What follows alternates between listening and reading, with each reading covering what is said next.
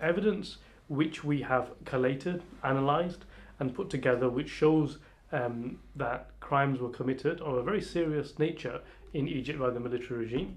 And now we have the option to use that evidence in various different ways. And of course, as you know, we have lodged a complaint at the International Criminal Court. We have had regular meetings with senior staff and personnel at the International Criminal Court. And we also know that the Egyptian military regime is taking this very seriously, because they have also made representations in respect of this complaint to the International Criminal Court.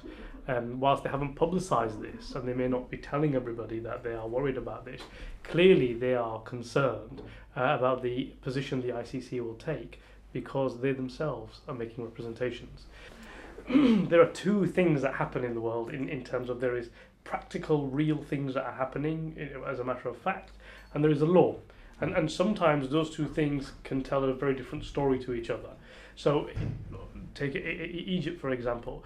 Just because General Sisi or Field Marshal Sisi has an army and has might on his side, so he has the ability to be able to arrest thousands of people, put them in prison and repress people and take effectively control of a country, that does not automatically make him a government.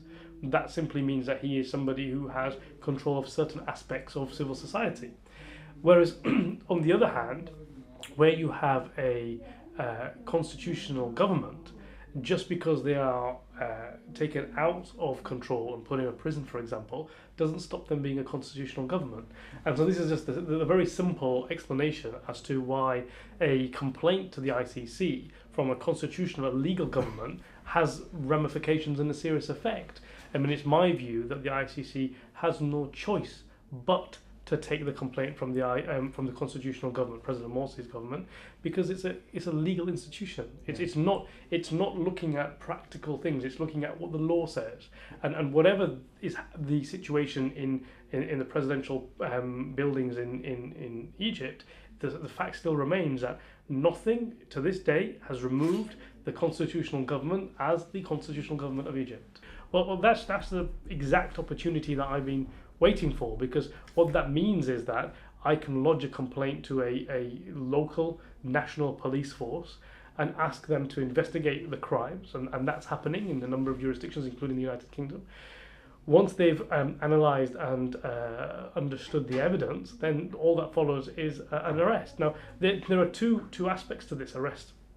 If there is a person, as you know, we were involved in the arrest warrant for Zippy Livni, for example, which is a good example of how this work happened. Now, Zippy Livni, the investigation started in respect of her act while she was in government, while she was the foreign minister, while she was part of a group of ministers that made decisions about Operation Cast Lead. But of course, the investigation lasted longer than just her period in office, and this is the nature of politics. I mean, we saw the resignation a few weeks ago, that one day you can be a minister and the next day you're not, and you don't even realise because you haven't been told by your own government yet. Nature of a dictatorship, clearly.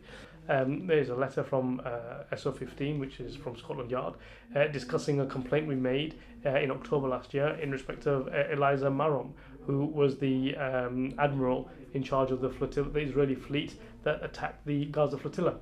And you can see from the contents of the letter, the police took this very seriously. They began a scoping exercise on the individual and the evidence that was provided to them. And in addition to that, they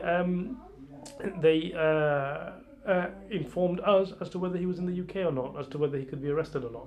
And so this is very real, it's very important, and we have lots of experience in this. Is that we are entering into a position with the police where all the work that would take a long time will be done very shortly. So effectively, what we will then be in a position is that if somebody arrives into the country, they will either be arrested immediately or very soon after. I mean, for example, here we received information that Eliza Marom had entered into the country, and we submitted a complaint, but he was so worried, clearly, in my view, about his arrest, he left the next day. So we only managed to put a complaint in after he'd left because he'd run away so quickly. And this is very significant, or it appears that he ran away quickly. And this is very important because if members of the Israeli military and Israeli government are worried about complaints made to the police in respect of crimes that they allegedly have committed, you can imagine how worried the military regime in Egypt will be. We have made a number of arrest complaints about these individuals. What I can say to you is this, okay? Because obviously we're in a strategic position right now where we are not wanting to give our entire strategy away, okay? But what I can say to you is that if I say to you that we have for a number of weeks been making complaints to police authorities, and if I say to you that there are police officers independent of us working on our evidence right now, today, right, as a result of our complaints. So what I will say to you is it's active, it's live, and if I was in the military regime in Egypt, I'd be very worried if I travelled to the United Kingdom anytime soon.